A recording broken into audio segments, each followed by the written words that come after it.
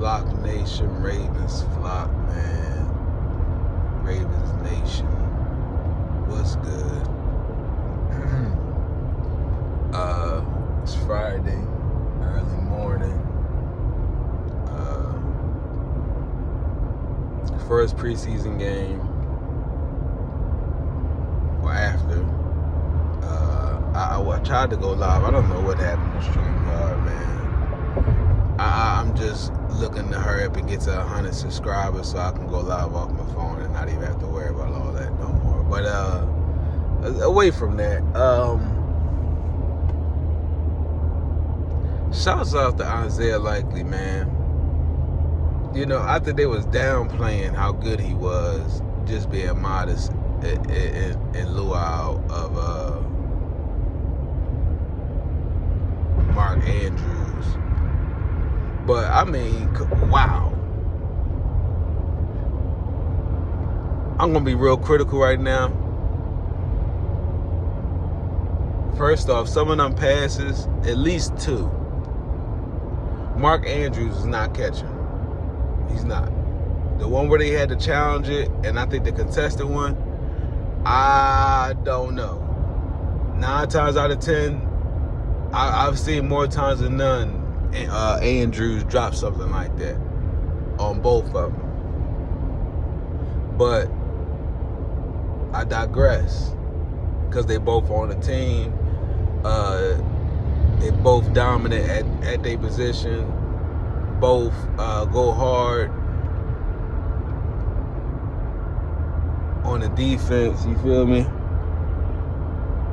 They don't play around. So shouts out to Isaiah Likely, man. We got a gym. Eric DeCosta, I think he hit a home run with that one. I don't know who had say with that, but it's funny how James Prochet had been mention of him, said he'd been heard of him, so I'm not sure who played a part with that, but yeah, man. My next one, Shamar Bridges, who I expected to have a big game. I really did, or at least have a good portion of game time, play time. That might be our deep threat. That might be our big red zone target away from the tight end position. You know, if I could have it my way, I would not insert Devin Duvernay at wide receiver. I'm sorry. So it would be Rashad Bateman, James Prochet, Shamar Bridges, Makai Polk, Benjamin Victor, Jalen Moore. I didn't see much from him, but he can be after Polk, because Polk had a pretty good catch radius, but he dropped one that I seen that he could have easily have had, and he tried to one-hand it instead of putting two hands on it or just snagging it. Like, I didn't understand that, so maybe that was just a mental thing, but yeah.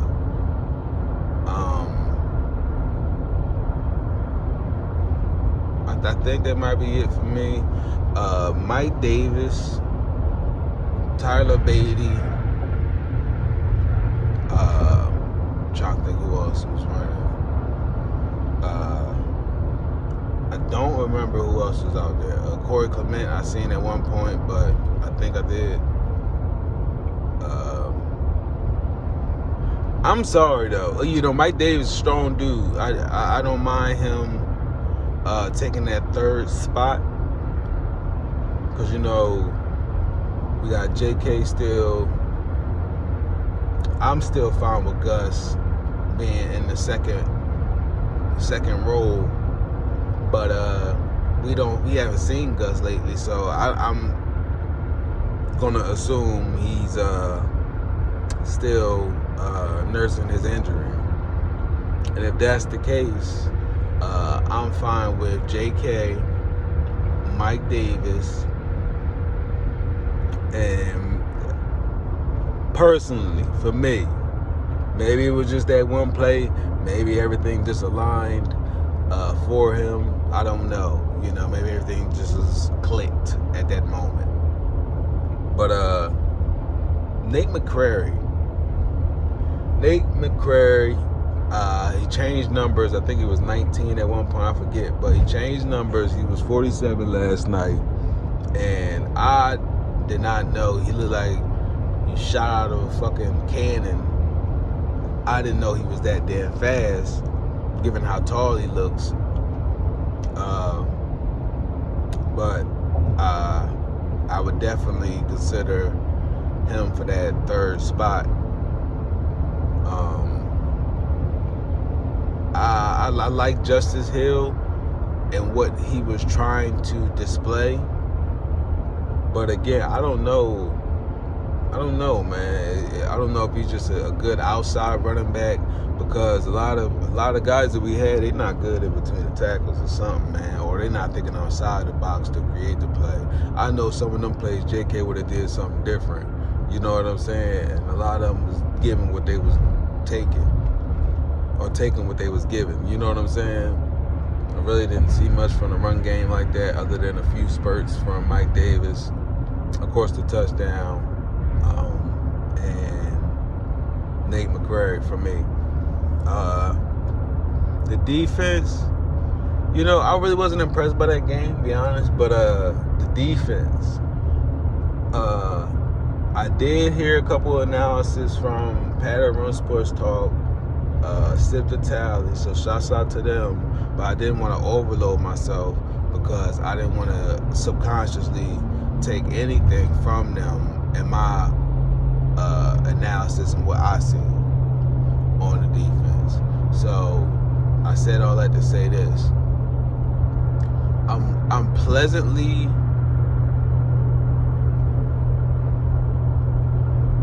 relieved, not surprised, but relieved from what I've seen in regards to Mike Macdonald and his defense, because despite the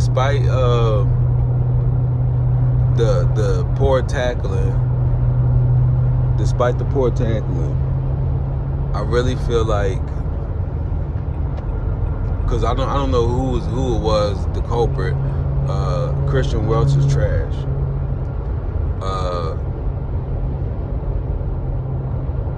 I don't know who it was per se for each play, but I didn't appreciate the tackling up front. Shouts out to Travis Jones. I seen he had a good play. I got to the game late. I didn't start watching until the second quarter and the first quarter. You know what I'm saying? So I missed all the real energy from the first quarter. But as the game went along, again, Shamar Bridges making plays. The defense started getting it together a little more. Tennessee really couldn't do much after the first quarter. They had a few plays in regards to running and stuff, but wasn't a lot of airing the ball out. And I don't know who to give kudos for, whether that was Kyle Hamilton or just the scheme that McDonald has going on, But that was relieving to see. I'm not expecting much from Kyle, and there's no disrespect to Kyle, but not Fuller, but Hamilton. I don't care for Notre Dame players, so my expectations of him aren't that high. So whether he's missing tackles or missing assignments or stuff like that, I'm not gonna get on him too much. I mean, but where he does make big plays, I will definitely be surprised by it, because again, I'm not expecting too much from him. But yeah, man, But he had a pretty solid game. Tyler Huntley. A lot of people don't like Tyler. I don't know why. I like Tyler. I've been saying I think he's Lamar's evil twin. Not evil in a bad way, but just, the opposite of Lamar, if you will. If that's a thing. If that's okay for me to say. Not the opposite, like Lamar's fast, he's slow. You know what I'm saying? I'm just saying, like, certain aspects of that game are polar opposites. But in a good way, though, He reminds me of Lamar. And what's that shit? The underworld, like in the underworld sense, like if he was, I forget how to explain this shit. It's early in the morning, but yeah, if y'all get what I'm saying. But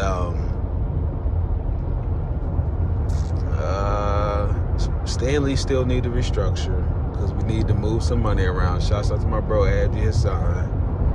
That's what I was conversing with him the other day about. Because we could easily go get Roquan Smith.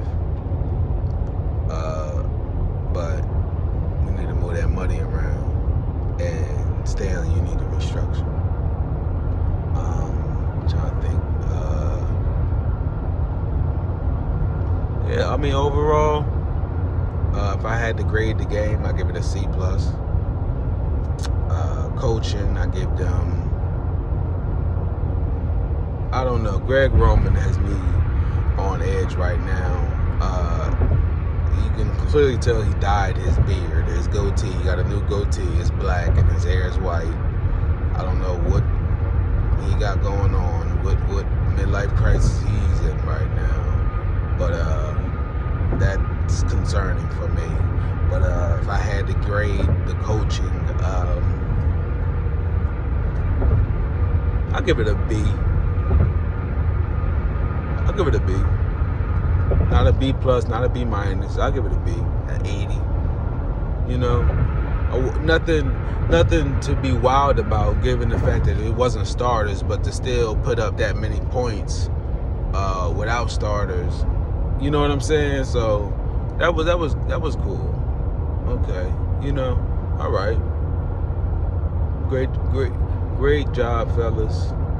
I'm not gonna say great game, great job, in execution and stuff. Just trying to give a splash and give a dosage to what we can expect as fans. What may work, what may not. Whether we have success in pass, run, or run, pass. You know what I'm saying? Whatever the sequence may be. But yeah, I'll give it a B.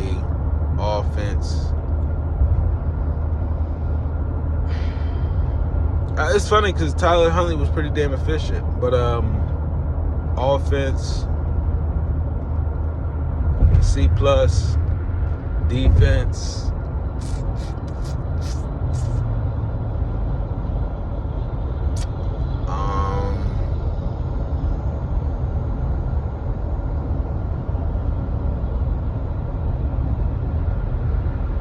defense, I want to say low-key B-.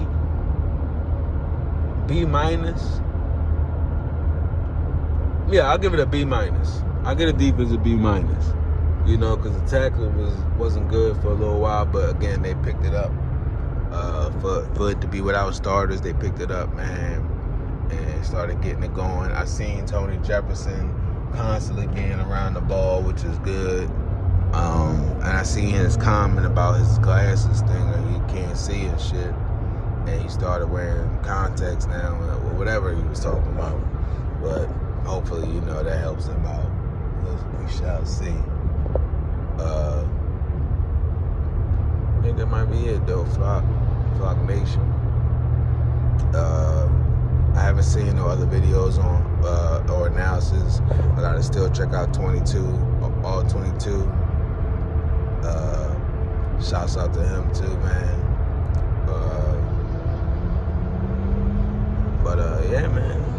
lot of games this weekend, so looking forward to that.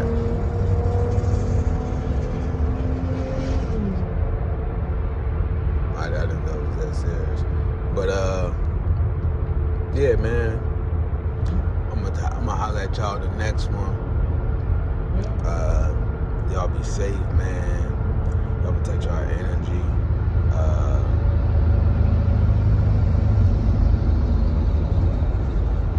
Shouts out to Isaiah Likely one more time, man. We got a gym. Man, fuck with Smart Bridges.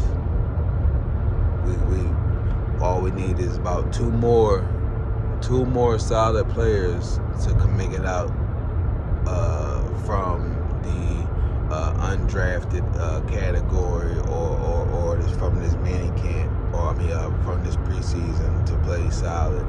I don't know if Jalen Moore can make the cut. He was looking good in camp at the Castle, but I didn't see much from him last game, or just yesterday. So, but Isaiah Likely, Samar Bridges,